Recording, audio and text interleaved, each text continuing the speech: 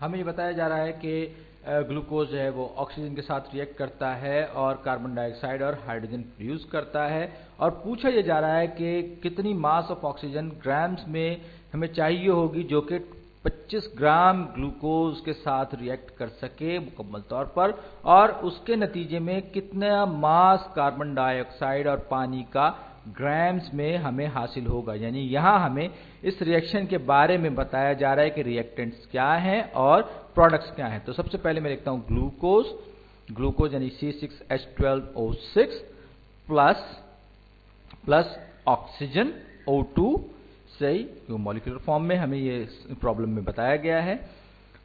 जब ये रिएक्ट करती है, आपस में ये दोनों रिएक्ट करते हैं तो कार्बन डाइऑक्साइड बनती है और साथ ही साथ पानी भी बनता है H2O।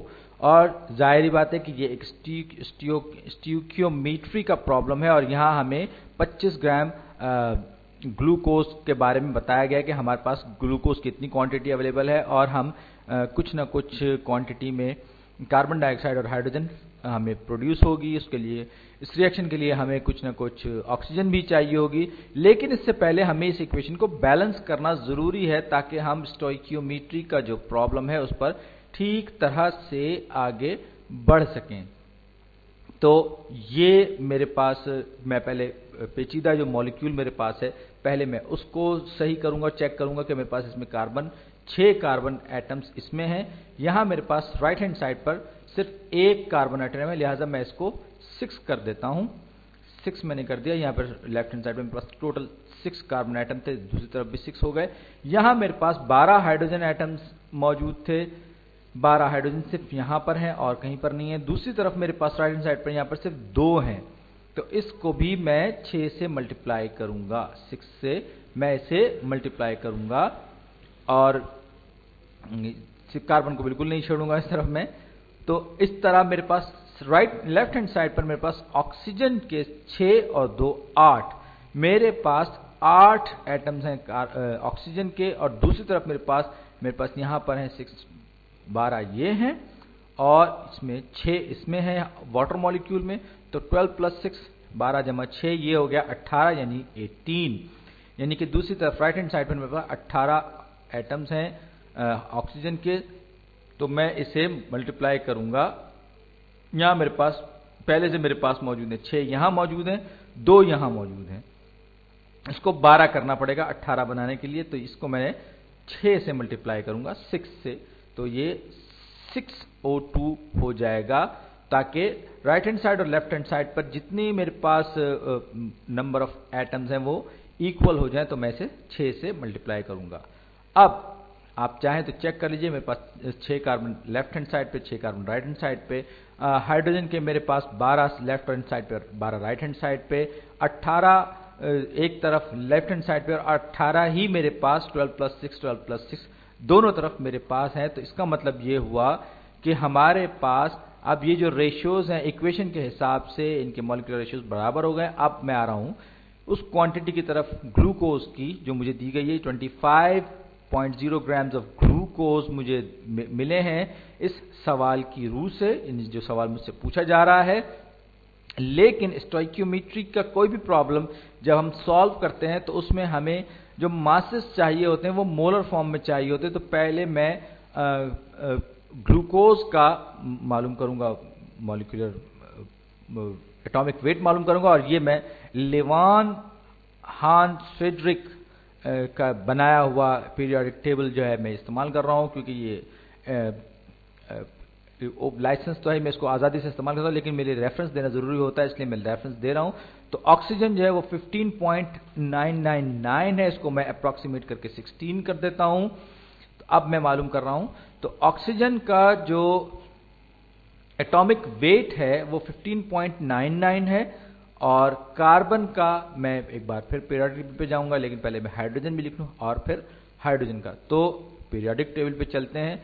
ये रहा जनाब, ये रहा कार्बन, ये है 12.011, और हाइड्रोजन है मेरे पास 1.0079, ये एटॉमिक वेट है, सही। कार्बन का 12.011 है,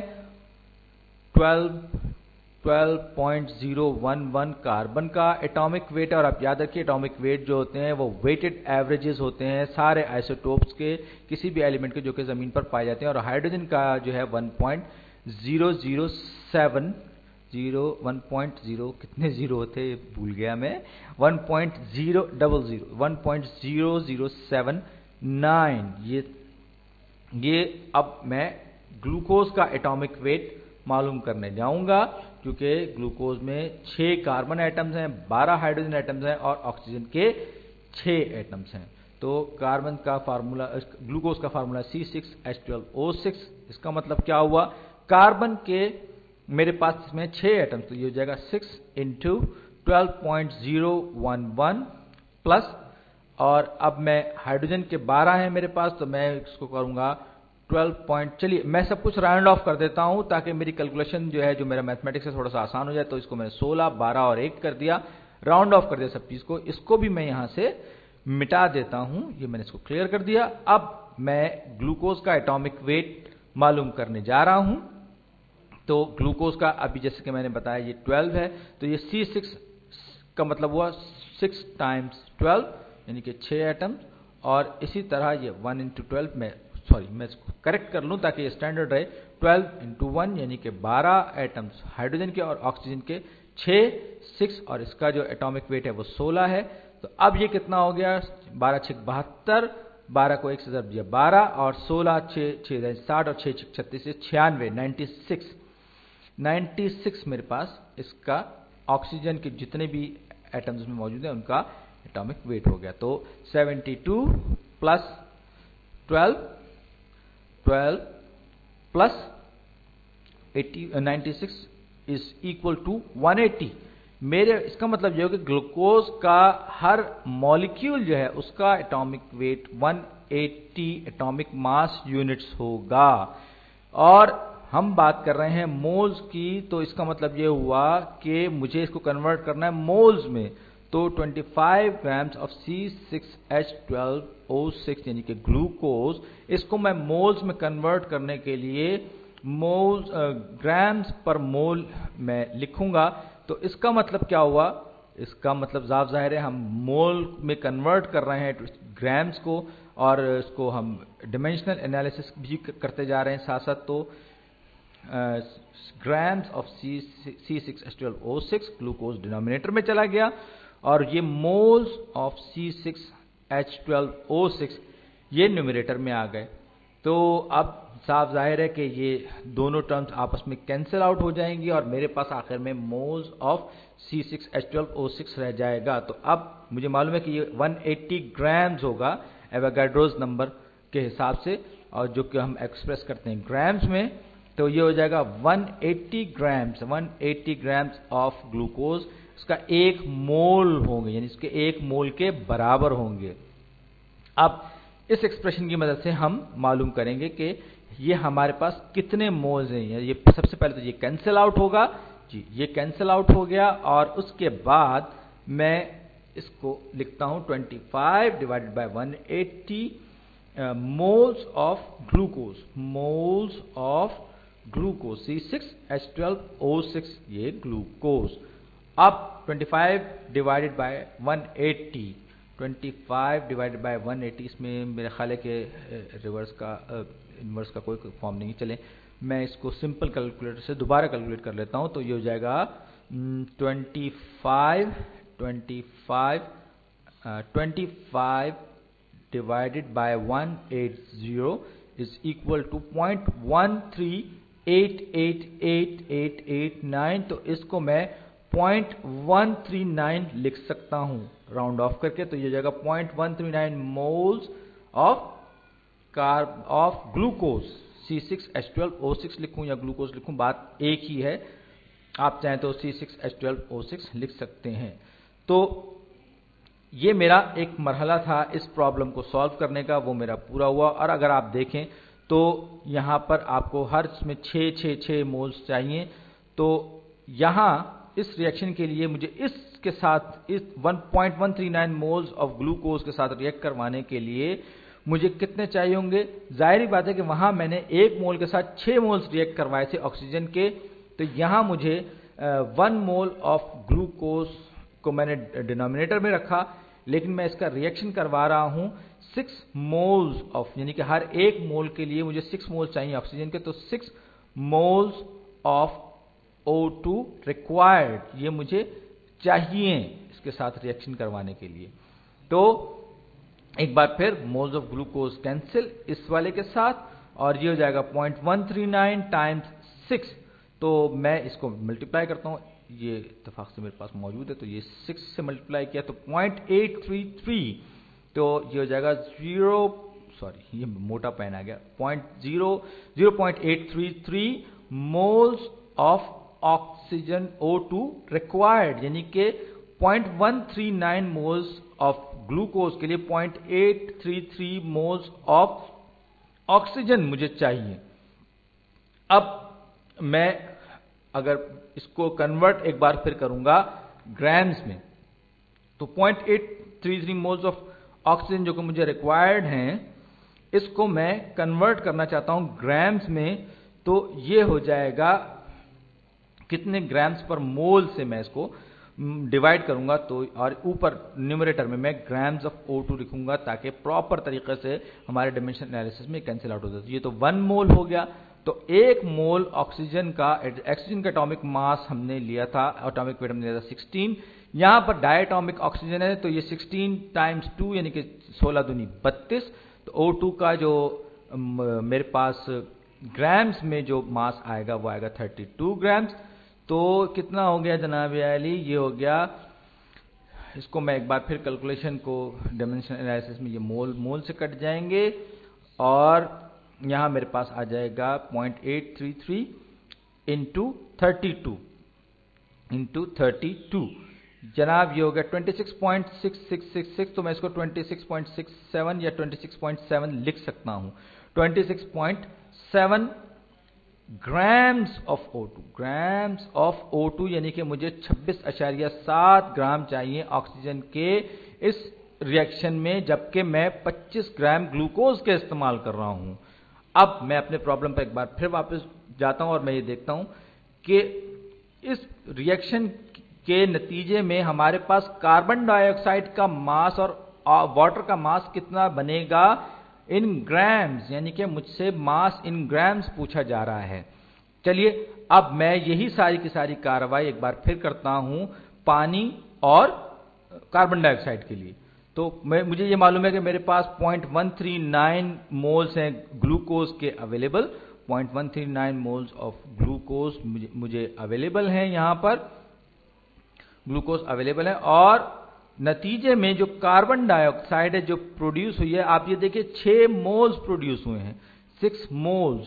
तो अगर मोल्स की खास बात यह है कि अगर आपने ये 1 और 6 का रेशियो है इसके दरमियान, किसी भी उसके दरमियान, तो वो 1 और 6 का रेशियो ही रहेगा। लिहाजा अगर आपने यहां पर 0.139 मोल्स इस्तेमाल किए हैं तो वो रेशियो भी आपके पास सेम रहेगा। आप चाहें तो इसको कैलकुलेट करके भी देख सकते हैं। तो ये 1 मोल ऑफ कार्बन डाइऑक्साइड और ये 6 मोल्स ऑफ कार्बन डाइऑक्साइड और ग्लूकोज प्रोड्यूस्ड, यहां मैंने प्रोड्यूस्ड खास तौर पर लिखा है ताकि बात कुछ वाजे रहे। तो ये मोल्स ऑफ ग्लूकोज एक दूसरे के साथ कैंसिल हो जाएंगे, न्यूमरेटर डिनोमिनेटर कैंसिल हो जाएगा, और मेरे पास जो बचेगा वो बचेगा 6 into 0.139 into 1.6 into 0.139 moles of carbon dioxide produced, यानी ये वो अमाउंट है जो कि प्रोड्यूस होगी इस रिएक्शन के नतीजे में। और क्योंकि 0.139 को हम पहले से मल्टीप्लाई कर चुके हैं पिछले केस में, तो ये 0.833 मोल्स ऑफ कार्बन डाइऑक्साइड होंगे जो कि प्रोड्यूस होंगे। और हम इस चीज को मद्देनजर रखें, इन रेशियोज को आपस में मद्देनजर रखते हुए हम एक बार फिर बड़ी आसानी से ये मालूम कर सकते हैं कि हमारे पास पानी के कितने मोल्स प्रोड्यूस होंगे। देखिए गौर कीजिए, यहां पर 6:6 का रेशियो, जबकि कार्बन डाइऑक्साइड और वाटर में 1:1 का रेशियो, तो लिहाजा जितने मोल कार्बन डाइऑक्साइड के बनेंगे उतने ही मोल पानी के बनेंगे। लिहाजा मैं अपने स्टेप्स को कम करने के लिए लॉजिक इस्तेमाल करूंगा, और लॉजिक इस्तेमाल करते हुए मैं कहूंगा कि जितने मोल कार्बन डाइऑक्साइड के हैं उतने ही मोल हाइड्रोजन के बनेंगे, क्योंकि दोनों के दरमियान 1:1 का रेशियो है, जबकि ग्लूकोज के साथ का रेशियो 1:6 का है। तो यहाँ पर भी 0.833 मोल्स ऑफ वाटर प्रोड्यूस्ड, यानी आपका ग्लूकोज और कार्बन डाइऑक्साइड और हाइड्रोजन का तो रेशियो 1:6 है, लेकिन कार्बन डाइऑक्साइड और पानी का जो आपस में रेशियो है वो 1:1 है। यानी कि आपके पास सेम नंबर ऑफ एटम्स होंगे जो कार्बन डाइऑक्साइड के होंगे, और उतने ही एटम आपके पास पानी के होंगे, उतने ही मॉलिक्यूल्स आपके पास पानी के होंगे और उतने ही मॉलिक्यूल्स आपके पास कार्बन डाइऑक्साइड के होंगे। तो अब मैं कार्बन डाइऑक्साइड का एटॉमिक वेट मालूम करने जा रहा हूं। मुझे मालूम है कि कार्बन का जो एटॉमिक वेट है, यहां पर मैंने 12 लिया था, 12, तो कार्बन में एक कार्बन एटम कार्बन डाइऑक्साइड में, और 16 टाइम्स 2 यानी कि 2 ऑक्सीजन एटम है, तो ये 32 + 12 ये हो गया 44।